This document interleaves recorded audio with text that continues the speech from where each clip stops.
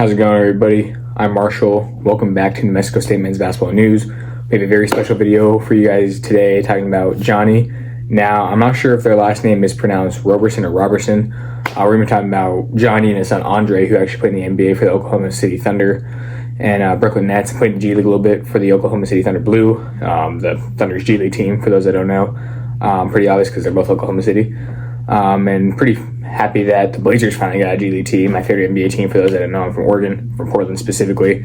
So I think all 30 NBA teams have a G League team, which you don't always have to play for like your G League affiliate. So like, for example, when the Blazers did have a G League team, I remember Anthony Simons his rookie year played for the Clippers affiliate in Canada. And where was it at? Was it Toronto? I can't remember. Somewhere in Ontario. So yeah, I'm not sure how to pronounce the last name because when I was growing up as a kid, I liked watching André play for the Thunder because they were a great team. Also, my favorite team is the Blazers. But I just really liked watching Kevin Durant. My mom actually had a conversation with Kevin Durant on the phone one time whenever she was working for Carnival Cruise Line because he was playing a cruise, and we're going on a cruise soon too. So that's pretty funny. When I first heard about André, I thought it was Roberson. That's how you pronounced it. And sometimes that's how the announcers pronounce it, and sometimes they pronounced it Roberson. So I wasn't sure which one it was. But he's playing in the basketball tournament right now, the TBT, which is what Juwan Gordon played in for the Purple Rain, which I mentioned last video, and the video before that, how he was able to play well and all that. Since the most recent pronunciation of it was Roberson, I'm going to go with that. I've seen things online that's different. I wasn't able to find too much highlights on Johnny, so I'm not sure how you pronounce his name. I never watched him play because he played in the late 80s. I obviously wasn't alive at the time. But I remember when I was going to NMSU, I was looking at a lot of former Aggie basketball players because I was really invested in that and came across his name, just didn't know how to pronounce it or anything like that. I just always thought it was Roberson, and I didn't even know that he was actually the dad of André. I knew André was from Las Cruces, so I thought that was kind of funny. I knew he grew up in San Antonio, though. But I never put two and two together, like, last name and all. I just didn't think about that until I was looking more into it yesterday because I don't know what it was that got me thinking. I was like, why is, because I was thinking about him in the TBT, and I was like, hey, he's from Cruces. I wonder how he's from Cruces, how he didn't grow up there. So I was looking more into it, found all this, something that I didn't know. And a lot of you guys might know if you guys have been Aggie fans for a long time. Again, I've only been an Aggie fan for 2 years, but we're going strong, trying to be the best Aggie fan I can be. Overall, I thought it would just be a great story to make. So let's get right into the video here in a bit. I'm also wearing this shirt. It's kind of really small, but I really do like the shirt. I wish it was a little bit bigger. I got it at a baseball game last season. I think it was actually the rival game against UNM that we won. We've been both times at home, and we lost them on the road, but we still beat them in the season series 2-1 because the last game got canceled. But they gave me the shirt. I believe it's like a smaller and medium, and it's just really small on me because I should be wearing a large. But the good thing is it makes me look a little bigger, a little stronger and all that. Speaking of that too, I don't know if I mentioned in my videos, I know how I wasn't able to do a whole lot of workouts at the house just because we didn't have a whole lot of equipment, and a lot of the gyms down here are really expensive, and I'm going back to Cruises next month, so there wasn't really a point for me to, buy a gym membership anywhere. A whole lot of money. I need to save money for college and all that. My dad was able to buy some, weight bar and all that. The only thing that sucks though is we don't have enough weights to do at most 210. So I'm just getting back to repping 190 to 200 pounds for about 4 to 6 reps. Hoping when I get back to Cruces, I'm at the actual gym, I can continue to get stronger and all that. But this video is not about me, it's about Johnny, so let's get straight into it. I'm not going to really say the last names because I want to keep confusing everybody with the last names and all that. If you guys do know how to pronounce it, please let me know. So I'm just going to talk about Johnny right now. I'll talk a little bit about his son André later in the video. And actually Johnny's wife, Lisa, who is a volleyball player at New Mexico State and holds a lot of records. Don't know too much about her, but it's really cool how they're all associated with New Mexico State or Las Cruces in general. Johnny was a great player for the Aggies for 4 seasons. He averaged 14 points in his senior season, averaged 7 rebounds. He was a rebounding machine his whole Aggie career. He was also a double-digit scoring machine, just like Wendell McKinnis Jr., who we made a video on really recently, just yesterday actually, so you guys should go check that out. Made back-to-back videos, which I haven't been able to do in a while just because of with work on all that. He averaged 6 rebounds for his career, and he's actually in the top 5 in blocks and steals for New Mexico State. One of them he's number 2, one of them he's number 4. I can't remember exactly what it was, what I was reading a couple days ago. But he's in the records for that. So he was just an overall great defender for the Aggies, and we've had many great defenders for the Aggies. Wendell McKinnis was a great defender for the Aggies, like I said. A lot of these videos I've been making on former NBA players were pretty good on the defensive end, even if they're mainly known for their offense. Like even Teddy Allen was pretty decent on the defensive end as well. Johnny's senior year was the first year the Aggies were in the Big West. He was a part of many great Aggie winning teams. I've been saying that all these guys because the Aggies have always been really good at basketball. I know these past couple of seasons have been kind of like the dark years of the Aggies, but hopefully in like 30 years we can look back and be like, hey, those seasons were the dark years of the Aggies and we're back on top, back where we want to be. And I think they will be this upcoming season. Really confident in this team.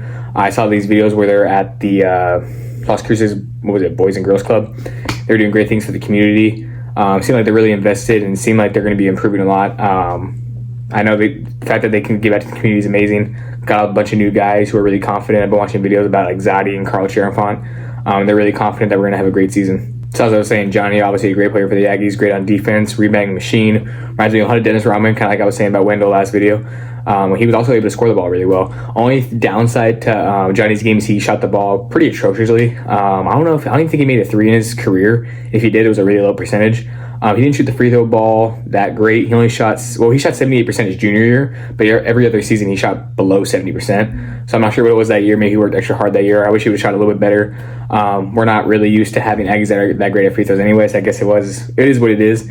But again, he was just a great player overall. Some player, he's a player that a lot of Aggie fans miss and liked on the team, and he was with New Mexico State his whole career. And that's what I like about talking about these guys recently is they spent their whole career at New Mexico State, which unfortunately nowadays players just don't do anymore. A lot of players, they don't stick to one school. They're always in the transfer portal like every year. They want to get a better opportunity, which makes sense. And NIL, that's always a big thing too. A lot of people have their mixed emotions on that. Please let me know actually in the comment section what you think about the NIL. If you think it's a problem, if you don't think it is. I can see both sides. I haven't really given a full opinion on it because I feel like a lot of guys are just chasing the bags, even girls too, in their respective sports. Instead of just going, for the sport and all that, they're going more for the money, which is understandable in a way, but it kind of takes away, the love of the game for them. And they're fighting for just money. They're not fighting for a roster spot. They're not fighting to win a lot of times. I mean, some teams and schools and players are, but some aren't. So in that way, it's kind of ruining it in a way. But these dudes do get money. I mean, you got to think about it in, their standpoint too. Like if I was a Division I athlete and I had the chance to get paid pretty good money, I would love to do it. Johnny was a great player, obviously. He played overseas as well. For 12 seasons, he even played in the Chinese Basketball Association, which is a pretty well-known league, also known as the CBA. You guys will probably know it better as that. Really great league, and he was able to play well there. Like I mentioned earlier in the video, he is the father of André Roberson. Andre's from Las Cruces group in San Antonio, just like his father. André played college basketball at Colorado. He was a top high school player too. He was a really great player in college. I think he was one of the best defensive players in the Pac-12 and in all of college basketball when he was playing. Can't remember how long he was out of Colorado for. It might have only been a year, maybe 2 years, maybe more. I can't remember exactly. I think he had a year where he was averaging more rebounds than points. He was averaging like 10.9 points, 11.2 rebounds. Not exactly sure, but it was somewhere around the lines of that. He was an excellent rebounder, just like his dad, and he was, really great in the NBA too. I hope that he gets a chance soon. I know he had a stretch where he missed like over 2 seasons of basketball because of some injury. I can't remember what injury it was. I don't think it was an ACL. Maybe it was. It was a really bad injury for him to be out for 2 years, and he made his return in the bubble, which kind of sucked because like only people that were cheering were his teammates. But like if he was in an actual game, everyone would be cheering for him. He had a solid career though. I think for his career, I'm not sure how many points he averaged. He wasn't really more of a score. He averaged about 5 points, but he's not really a scorer. More of a great defender. He was teammates with great players like Kevin Durant, Russell Westbrook. I remember him and Kevin Durant had a little bit of beef, which I mentioned last video when I was talking about making this video. After KD left the Warriors and all that, after they blew a 3-1 lead. I'm not sure if they're cool now. But André was a great player for the Thunder. He played for the Nets too. Wasn't as great there. Playing the G League where he played pretty well, and he's playing in the basketball tournament right now, dominating, averaging 15 points, 11 rebounds. I'm not sure if he still is dating, but he was dating Rachel Demita. And for my guys, if you guys know who she is, then yeah, André was a pretty lucky guy at the time. I'm not sure if he's still dating her. He might be. I'm not too sure. I know he was pretty recently. I don't know if he still is. I don't really keep up with it and all that. Then like I was saying too earlier, Johnny's wife Lisa was a really great volleyball player in New Mexico State. They're just overall really athletic family. All played Division I in their respective sports or professionally, so they just know what they're doing. And then André obviously played at the top in the NBA and is still playing in some great leagues. Hopefully, again, he can make his way back to the league. And then like I said, Johnny played overseas. Not exactly sure what he's doing now. He's obviously not playing basketball anymore because that was, his basketball playing days were a while back in the late 80s, 90s and all that when he was playing college basketball for the Aggies and then overseas in the Chinese Basketball Association. Not sure where else he played overseas at. I don't think he played in the CBA his whole 12 years of playing overseas. I think he played some other places as well. But I couldn't really find where he was playing. But I'm sure wherever he played at, he was just doing his thing and rebounding the ball and just giving it his all, playing at a high effort, rebounding at a high level, playing defense on a high level. If he could shoot the ball, dude, he could have averaged like 20 points a game because he averaged 14 and 7 while not having a jump shot. Could you imagine he had a jump shot back then? And averaging 20 points a game now is crazy, like I mentioned in a lot of my videos, but averaging it back then would have been even more crazy. Because guys like Damian Lillard, my favorite basketball player, averaged 24 and a half game, which was second in the NCAA back like 10 plus years ago. And now it's like, it's even, it's more now a little bit. Zach Edey was the top scorer in all of college basketball last season. He averaged 25.2. I think I mentioned in previous videos that the guy who averaged the most was 24. And I think he played for, what did he play for? But I totally forgot about Zach Edey. I forgot he was just dominating, double-double machine. He's averaged like 25 and 14. The year prior, averaged like 22 and 12 or something. I'm not too sure. But my point being, scoring the ball in college basketball and scoring a high number of points is a lot harder than it is in high school, even the NBA sometimes. The reason I always like talking about it is a guy I really liked watching when he was in his prime. He's still playing too. He's Bradley Beal. He was coaching the AAU team or something. I'm sure you guys have seen the video where he's talking to his guys about, hey, no one scores 20 a game. And then Devin Booker's even said he scored 19 points, I believe, like 3 times. I think he scored 18 twice in college. He only averaged about 10 points on the bench for a stacked Kentucky team, which should have won the NCAA tournament that year, but Duke did. But he always mentions how he didn't even score 20 once in college. That just goes to show you how difficult it is to score at the Division I level. One thing I also do want you guys to comment. Obviously, I want you guys to comment about the video, what you guys like about it. But I also want you guys to comment about who you think is going to win the NCAA tournament next year. Who's going to win the championship? Obviously, I would love New Mexico State to win it, but being realistic, that's obviously probably not going to happen. If it did, that'd be awesome. I don't know why I just did that, but that was very awkward. But I think Duke or UConn is going to win it. I think UConn coming back. They got Dan Hurley coaching again. He's produced many great players. John McClingan, who's on my Blazers, so can't wait to see him play. Can't wait to hopefully see him bring that championship mentality from UConn.